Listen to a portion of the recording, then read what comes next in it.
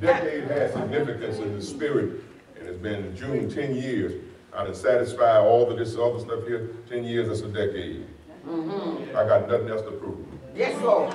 Ain't a liar, a robber, or a thief, and anything else I am is between me and God. Amen. Amen. I've done right by you, your money, and everything. Come on now, Lord. I got nothing else to prove. Yes. Now we're going to shift gears. This ain't about 68, ain't about you. It's about J.R. or Barrett doing the will of God. Yes. Senior.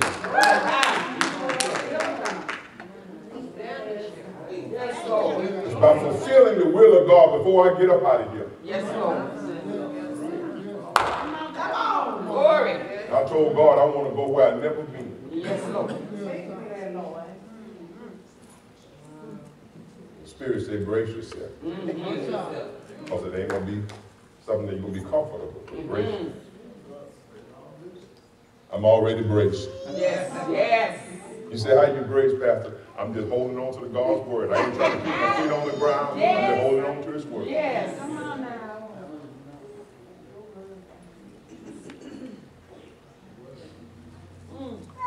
Mary had a contagious praise. And all of it was wrapped up in God. This fire I'm talking about is what Jeremiah was trying to explain. When he said, when I spoke, I cried out, I shouted. And he was in the dungeon at the time. Matter of fact,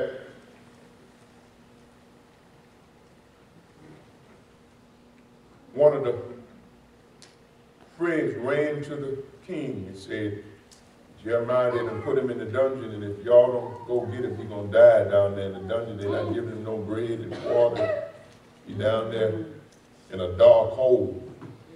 And of course, he let down a rope, got the permission to pull him up out of there. But at that time, he was down there kind of disappointed, felt like God didn't let me down. I know I obeyed you, like sometimes you feel. And so he said, when I spoke, I cried, I shouted, violence and plunder. I did what you said. I said what you told me to say. And I shouted all of this because, you know, in other words, saying that, God, well, where are you? You've forsaken me. What's going on? You know, are you there?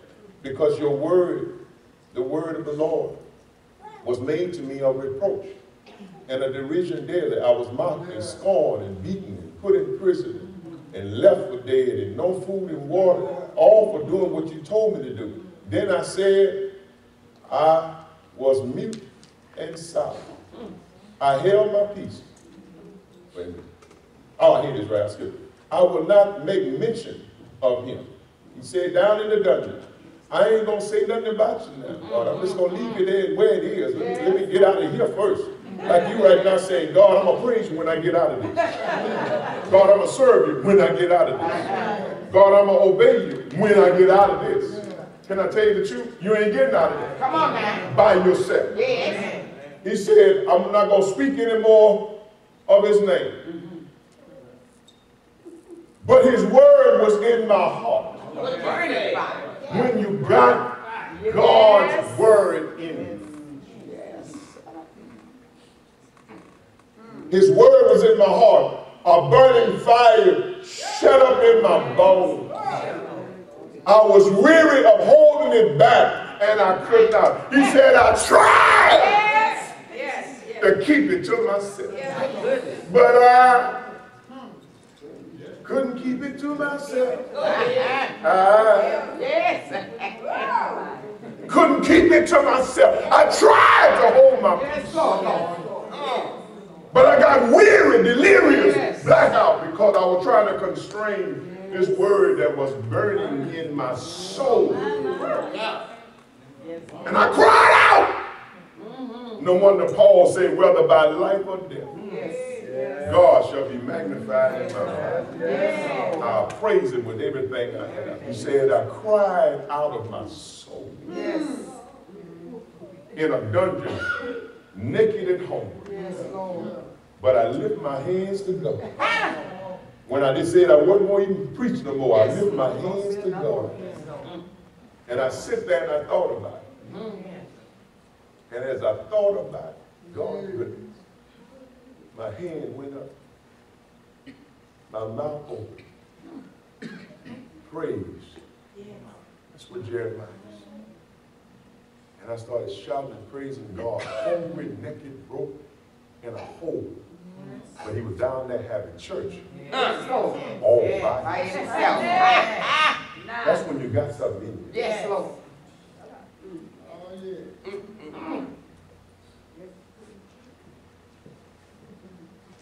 David was in the same condition. We always talk about Jeremiah, but I'd like to give you 2 or 3 witnesses. I'm going to speed up because I know it's about time. Look at what David says. I was mute with silence. I held my peace, even from good. See, Saul was behind him trying to kill him. And there were points where he got very discouraged because he's like, wait a minute, you anointed me king. I didn't ask for it. I'm still young. I'm trying to serve the man that's trying to take my life. What's up with this right here? So David said, I was mute and was silent. I held my peace, even from good. And my sorrow was stirred up. But look what happened. My heart was hot within me while I was musing. The fire burned, and then I started speaking. Somebody say that right there. David was actually starting to speak in another tongue. When he was trying to constrain the goodness of God, he broke out and started speaking. He actually started prophesying his own deliverance. Come on now. But he said the same thing. I was mute, meaning that I ain't going to even say nothing no more. I got silent, but one day I was sitting in my palace or in the woods, and I began to think about how God anointed me as a child and brought me through many dangers. Yes, Lord. How I took out the giant Goliath. Hallelujah. And all that God had done and showed favor to my father's house and raised me up. And David said, when I started doing it, I felt a heat in my spirit. My soul started burning. Thank you, Jesus. My soul caught on fire. Yes. My heart was hot within while I was musing. That's meditating and thinking about God. The fire started burning. Then I spoke. Adam Clark says a simple sensation produced a flame. Sensation meaning as he was meditating upon God, he got a sensation that God is still good. But as he thought on the sensation, it was resting in his bosom. It produced a flame and a fire broke out in me that had been long smothered. What am I saying? Some of y'all got fire in you and it's just in a dormant state. It's been smothered by conditions, situations. It's like all it takes is a little friction of the spirit to ignite what you got in you. A little rubbing of the spirit, a little music of the spirit can ignite that flame that's in you. It's a fire there. It's just smothering, simmering, waiting for somebody to stir up the gift. Come on. Yes, Lord. Bring it into a flame. He said, Adam Clark says, it was a sensation in David's soul that produced a flame, and the result is a fire broke out in him that had been long smothered. The treasures of David, that's the writing and commentaries on David, just on David himself. They describe it as a volcanic eruption in the soul. Wow. David was experiencing the same thing as Jeremiah. He said, I'm going to be quiet, I'm going to remain silent. But when I sat and started thinking about God's goodness, and the treasure of David said there was a volcanic eruption that took place in his soul. That means that David must have leaped up off his feet and burst with shouts of joy. Come on. Thinking on the goodness of God. That's the rejoicing that the church is not getting, that we are losing. The joy of our salvation, the joy of serving God. I like to put it in another way. I got an idea. Somebody, I don't know who it was reading. But it says, in essence, the soul throws a party for God and dances for him. Celebrating his goodness. Yes, Lord. Yes. The soul throws a party. Yes. Not the church. The soul. The soul throws a party.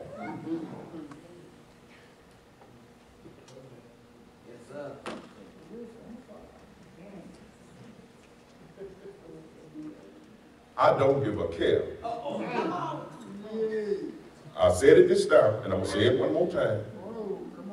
Been 10 years trying to please you. It ain't about that now. So I'm going to speak some things that may shake you, but it's still with me. It's my life, my testimony, my experiences. And that's that.